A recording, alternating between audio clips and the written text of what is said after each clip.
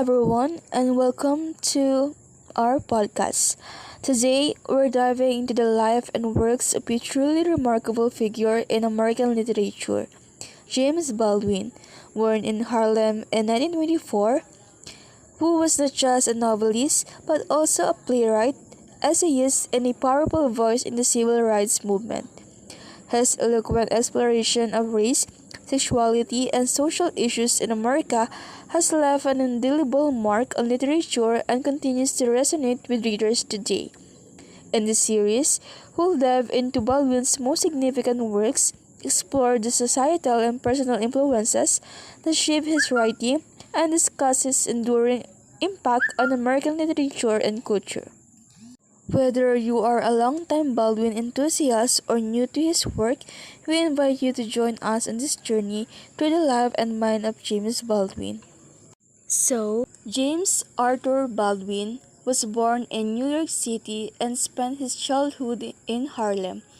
His experiences as a teenage preacher were reflected in his widely acclaimed first novel, God Tell It on the Mountain, of 1953. He moved to Paris in 1948, where he wrote a collection of essays, Notes of a Native Son, of 1955, and his second novel, Giovanni's Room, of 1966. Baldwin bitterly and passionately explored the racism between black and white Americans in Nobody Knows My Name, of 1961, Another Country, of 1962, The Far Next Time, of 1963, and Blues for Mr. Charlie, of 1964. He continued to write and publish throughout his life and died in France. Among African American writers and social leaders of the 20th century, perhaps none have articulated the painful legacy of slavery and racism in modern America better than James Baldwin. James Baldwin, an internationally acclaimed author of essays, novels, plays, and poetry, Baldwin is best known for his eloquent and finely crafted essays and his autobiographical novel, God Tell It on the Mountain, of 1953. Baldwin's writings reshaped the language of racial protest during the 1950s and 1960s and have continued to inspire generations of black authors and activists.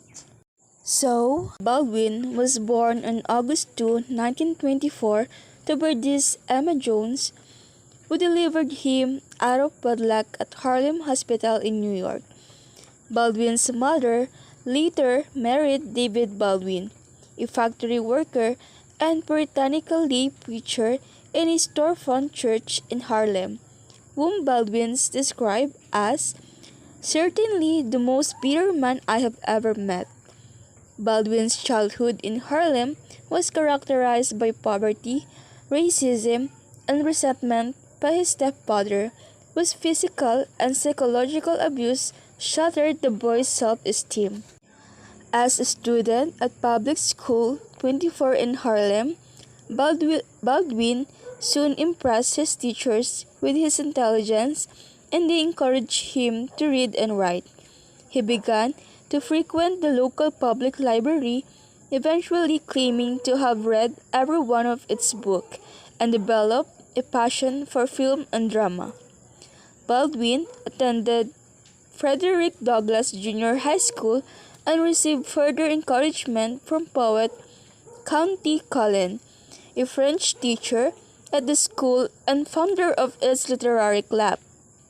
Baldwin edited the school newspaper, The Douglass, to which he also contributed a short story and several essays.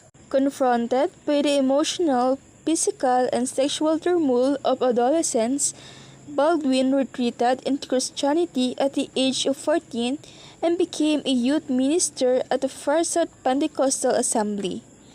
Having suspended his growing literary ambitions, Baldwin devoted himself passionately to the church, earning from his congregations the respect and support that had been missing in his home life.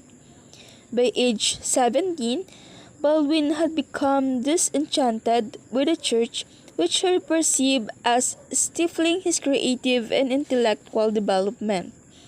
He will later claim that whoever wishes to become a truly moral human being must first divorce himself from all the prohibitions, crimes, and hypocrisies of the Christian Church, a position that was influenced in large part by the attitudes and actions of his stepfather.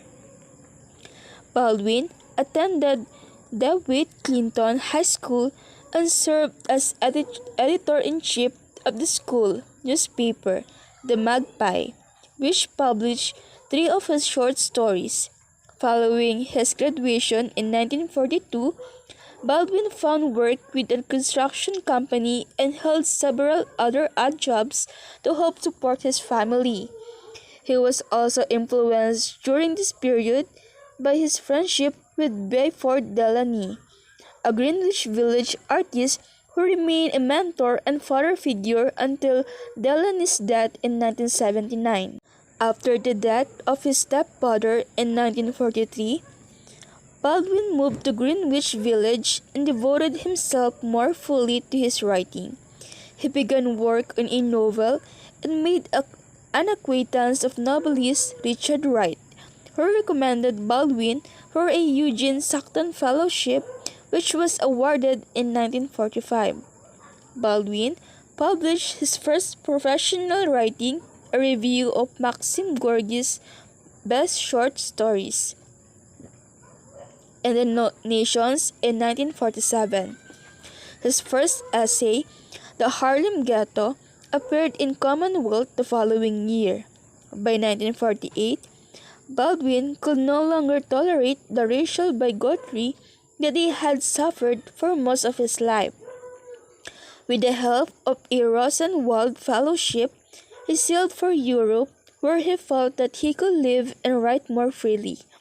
His departure from the United States also signaled a shift in his personal life. He canceled plans for an impending marriage, and from that time forward embraced his homosexuality personally and publicly. Except for brief periods of travel throughout Europe and Africa and visit to the United States as a lecturer and civil rights activist, Baldwin spent the remainder of his life in France.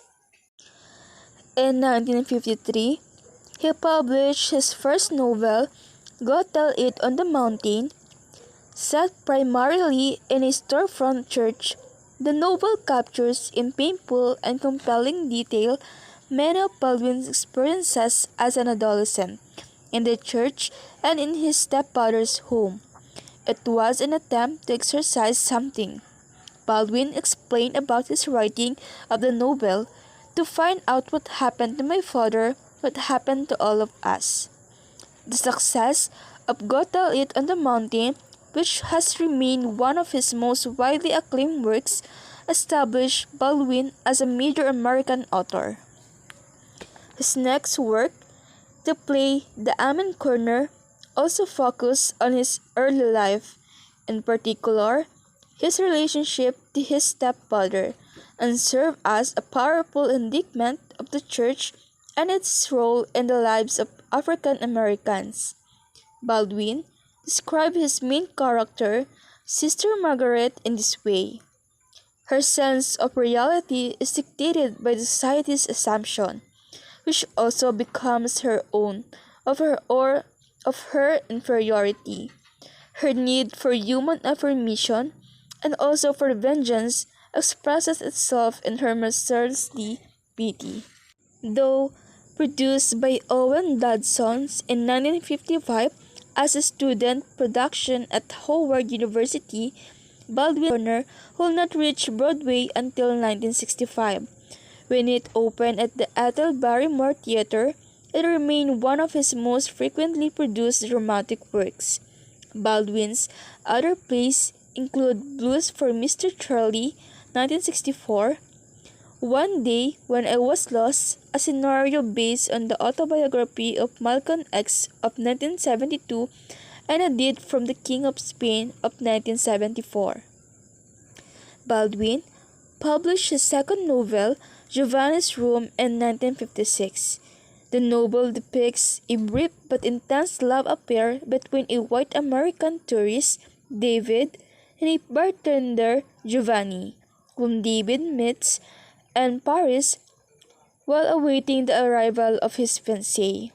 David eventually denies his homosexuality and abandons Giovanni, whose life is ultimately destroyed by the loss. It is not so much about homosexuality, Baldwin said of the novel. It is what happens if you are so afraid that you finally cannot love anybody. Giovanni's Room, which was later adapted for the stage, received generally positive reviews upon its publication and has since come to hold an important place in African America and gay and lesbian literature. Over the next several years, Baldwin published 5 more novels.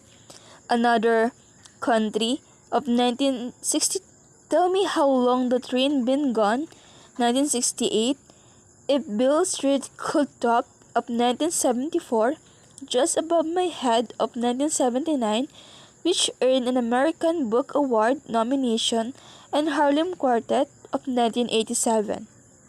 Though regarded favorably by many critics, particularly for their autobiographical content and their explication of Americans' impoverished perspectives on racial and sexual identity, Baldwin's novel never matched the widespread critical and popular success of his essays. Notes of a Native Son of 1955, Baldwin's first essay collection, included works previously published in numerous magazines and literary journals and marked the inception of his reputation as a leading American essayist. Some of the included essays, particularly Everybody's Protest novel and Many Thousands Gone, also brought controversy. His critique of racial stereotypes in American literature, which included an examination of difficulties he identified in Richard Wright's novel Native Son of 1940, led to a falling out with Wright, who had been a mentor and friend of many years. Baldwin's most celebrated collection of essays, The Far Next Time, was published in 1963 and reflected a maturity in his themes and tone. After more than 10 years in Europe, Baldwin returned to the United States in 1957 and toured the South to witness the violence and oppression that African Americans suffered in their fight for civil rights. His experiences during this period and during his return in 1960s formed the basis of numerous essays and lectures. Though Baldwin was not a central figure in the movement for civil rights, his growing reputation as a writer brought added visibility to the struggle. In addition to essays, plays, and novels, Baldwin produced an acclaimed body of short fiction, published throughout his early career and collected in Going to Meet the Man of 1965. Sonny's Blues, Baldwin's most famous short story, is set against the economic hardship and rampant racism of life in Harlem during the 1940s and 1950s, and depicts the turbulent relationship between two brothers whose individual characters and perspective creates divisions between them, but who ultimately learn to accept each other. On the other hand, the murders of three friends, Medgar Evers, Martin Luther King Jr., and Malcolm X, during the 1960s led to Baldwin's further despair at American institutionalized racism and precluded any hope of a permanent return from abroad. In the late 1970s and 1980s, Baldwin accepted several teaching appointments that include short stints at the University of Massachusetts at Amherst, Bowling Green State University, Mount Holyoke College, and the University of California at Berkeley. James Arthur Baldwin died of cancer on November 30, 1987 at his home in Saint-Paul-de-Vence in southern France. Again, James Baldwin is one of the 20th century's most eloquent and influential voices for racial justice. He provided an intensely personal perspective on the legacy of hatred and oppression in the lives of African Americans. His assertion that all art is a kind of confession informs all of his literary work. In recognition of his considerable achievements in literature and as a testament to France's regard for him as an honorary citizen, the French government designated James Baldwin a Commander of the Legion of Honor in 1986. As we conclude this episode, we reflect on the profound impact of James Baldwin, an American author whose powerful words continue to resonate with readers and shape our understanding of race, identity, and social justice. Through his work, he became a voice for the voiceless and a beacon of hope for those fighting for equality.